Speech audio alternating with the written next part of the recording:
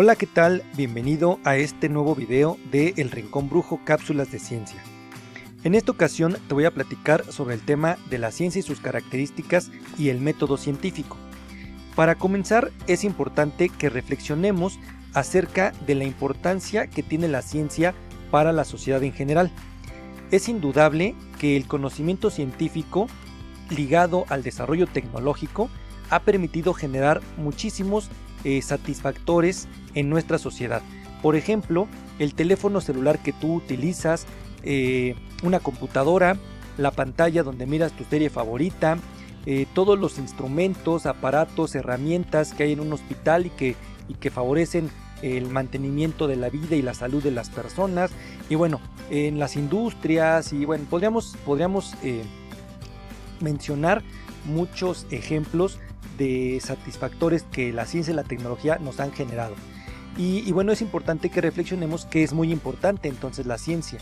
Y asimismo también es importante que sepamos qué es la ciencia. Si tú revisas en literatura o buscas en internet el concepto de ciencia, te vas a encontrar con que hay muchas definiciones, todas con un sustento, algunas más o menos detalladas. Vamos a analizar el concepto de ciencia que está indicado en el diccionario de la Real Academia de la Lengua Española, donde nos dice que ciencia es el conjunto de conocimientos obtenidos mediante la observación y el razonamiento, sistemáticamente estructurados y de los que se deducen principios y leyes generales. Este es el concepto de ciencia del diccionario de la Real Academia de la Lengua Española. Como te mencioné, hay varios conceptos más, pero esto ya nos da una idea de qué es la ciencia. Este conocimiento científico que se menciona en la definición es importante que sea aplicado en las distintas ramas que se derivan de la ciencia para poder generar el conocimiento y los beneficios para la sociedad. En el caso de la biología, este conocimiento puede ser utilizado, por ejemplo, para cosas como las siguientes. La ciencia nos permite conocer cuáles son los agentes causales de enfermedades en plantas y animales, para con ello tratar de revertir el proceso de la enfermedad y curar a las plantas o a los animales de estas. También la ciencia nos permite conocer cuál es la influencia que tiene el ambiente para el desarrollo de los seres vivos y, ya sea según nuestro interés, poder reproducir estas características del ambiente y que los seres vivos se reproduzcan, o al contrario, a lo mejor impedirlas para que no se reproduzcan, como es en el caso de las enfermedades. Por ejemplo, los microorganismos que causan enfermedades nos interesa que no se reproduzcan y que no encuentren condiciones favorables. Entonces eso también es un conocimiento que podemos generar a partir de la ciencia.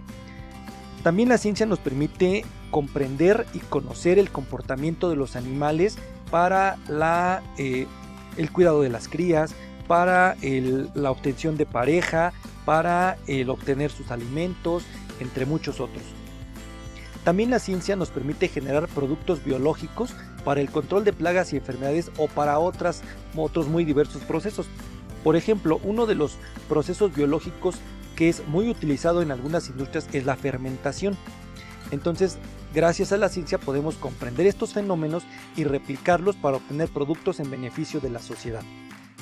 Y bueno, pues la ciencia no nada más se relaciona con sus disciplinas, la biología o la química o la física. La ciencia tiene una íntima relación con distintas disciplinas, como te voy a explicar a continuación. En esta imagen te muestro un artículo en donde, precisamente como verás aquí en el título, lo voy a desplazar un poquito, ahí está. En el título dice: el impacto económico de COVID-19, nuevo coronavirus. Sin ninguna duda, en este momento, por la situación que nos ha tocado vivir, este virus ha modificado muchísimas cosas a las cuales estábamos acostumbrados nosotros como sociedad, en cuanto a costumbres, forma de vida, etc. Pero no solo en eso, también el virus ha impactado en cuestiones económicas a nivel mundial. En este artículo no es el objetivo analizarlo a detalle, simplemente es como comprender cómo la biología está relacionada con una disciplina que pareciera ser muy distinta, como es la parte económica, la economía. En este artículo se describe pues un poco precisamente este impacto. Como repito, no es el objetivo analizarlo a detalle, pero sí que conozcas precisamente un poquito acerca de esta relación. Y así como esto, pues la biología se relaciona no solo con la economía, se relaciona con disciplinas también como la sociología, la ética, el derecho, la arquitectura y bueno, muchísimas otras más. Y bueno, ¿cuáles son las características de la ciencia? También en distintas fuentes bibliográficas te vas a encontrar con más o menos características. Aquí te pongo algunas básicas que es importante que tú comprendas para fines de este video. La ciencia cumple al menos con las 5 características que tú ves en pantalla. Vamos a analizar cada una. Primero, ¿por qué decimos que la ciencia es metódica? Porque la ciencia se basa en un método que conocemos precisamente como el método científico, en el cual siguiendo una serie de pasos podemos obtener resultados válidos. Prácticamente en este momento ya todos conocemos los pasos del método científico: la observación, planteamiento de un problema, formulación de una hipótesis, etc. Entonces eso es a lo que se refiere el que la ciencia sea metódica, utiliza un método. Otra característica es que la ciencia es sistemática. ¿A qué se refiere esta característica? A que conlleva un orden, tanto en la aplicación del método científico como en el diseño de experimentos que involucran el uso de variables o en la organización de datos generados para presentarse a través de tablas, gráficas, esquemas, etc. En resumen, sistemático significa orden. Los pasos del método científico tú no los puedes aplicar en el orden que a ti más te guste. Ya están establecidos cuál es el paso 1, cuál es el paso 2, el 3 y así sucesivamente. Por lo tanto, debes de respetar ese orden. A eso se refiere que sea sistemática. Y como dice aquí también, en el diseño de los experimentos debes de tener un orden que te permita tener resultados válidos para la ciencia. Otra característica es que la ciencia es objetiva. Esto significa que el científico debe registrar los datos tal y como son, sin manipularlos, sin modificarlos, para lograr los resultados esperados. En muchas ocasiones los estudiantes y bueno, muchos científicos en algunas ocasiones también tienden a quererlo hacer, a manipular los datos para que se acerque a los resultados que ellos esperaban obtener. Sin embargo, eso no es válido. Tú necesitas ser muy honesto, ser muy objetivo y registrar tus datos tal y como los obtuviste. Ya posteriormente te tocará explicar por qué quizás no son como tú los esperabas, pero lo que sí tienes que realizar es el ser objetivo con la obtención de tus datos. Otra característica es que la ciencia es verificable o comprobable.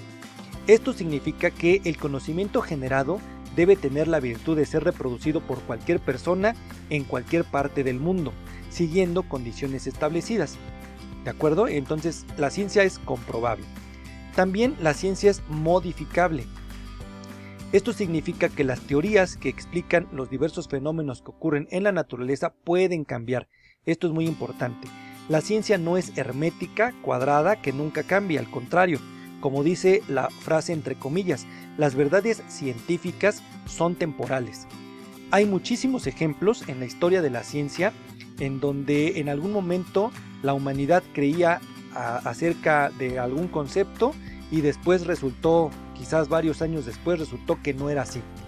Hay muchísimos ejemplos, entonces debes de saber que la ciencia tiene la capacidad de cambiar, de modificar sus conocimientos o sus teorías en caso de ser necesario. Vamos a analizar ahora cuáles son los pasos del método científico aplicados a la biología. Los pasos del método científico inician con la observación. Esta consiste en fijar nuestra atención en algunos fenómenos de la naturaleza que deseamos explicar. Es una actividad que debemos realizar durante toda nuestra investigación. No porque sea el primer paso significa que vas a iniciar con él y después ya te olvidas de la observación. No, al contrario, inicias con la observación, pero esta se debe de mantener durante todo el desarrollo y toda la aplicación del método científico. ¿De acuerdo? Siguiente paso del método científico es el planteamiento del problema. Es hacerse una pregunta, consiste en la formulación de una pregunta precisa acerca del fenómeno en estudio. Por ejemplo, pues aquí es en donde surge mucho la curiosidad y realmente el poder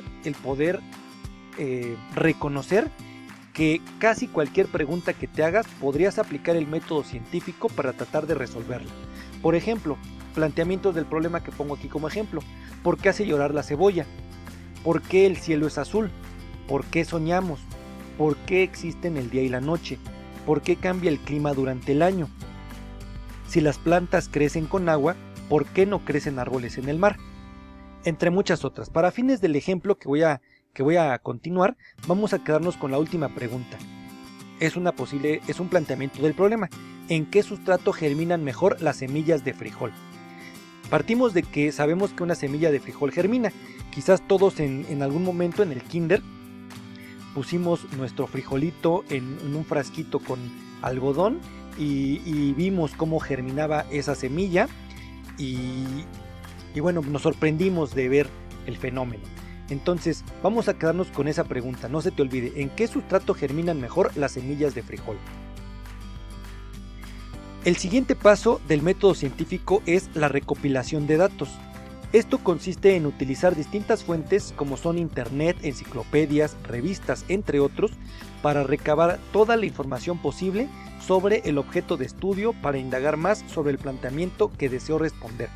Entonces, en este paso, si nos quedamos con el planteamiento anterior de en qué sustrato germinan mejor las semillas de frijol, en este paso tendríamos que hacer toda una investigación para ver cuáles son las condiciones que el frijol necesita para poder germinar. Y nos vamos a llenar de información que nos van a servir para poder generar los siguientes pasos. El siguiente paso es la formulación de una hipótesis. Una hipótesis es una posible respuesta provisional, ingeniosa y cargada de conocimiento previo que se convierte en la columna vertebral del trabajo. La hipótesis no es una pregunta que me saque de la manga o que me invente o que no tenga una argumentación, un contexto previo. Por eso tú antes ya hiciste una recopilación de datos, para que a partir de eso tú puedas generar una hipótesis, como dice aquí, cargada de conocimiento previo. Para fines de este ejemplo yo aquí pongo una hipótesis: las semillas de frijol germinan mejor en tierra para macetas que en otros sustratos. Esa es una posible hipótesis, es una posible respuesta, es decir, es mi hipótesis. El siguiente paso del método científico es la experimentación. Esta consiste en planear y ejecutar todas aquellas actividades, recursos e instalaciones que permiten reproducir el fenómeno en estudio bajo condiciones controladas. Y es muy importante que tú sepas que en todos los experimentos hay 3 tipos de variables y que los identifiques en tus propios experimentos. La variable controlada es aquella en donde los factores no cambian durante todo el proceso experimental. Para el ejemplo que yo estoy siguiendo ahorita puede ser, por ejemplo, el tipo de semillas, que es frijol, las horas de luz y oscuridad que le voy a dar a mi experimento, el tamaño de las macetas, el número de semillas por maceta, que son variables que yo voy a controlar.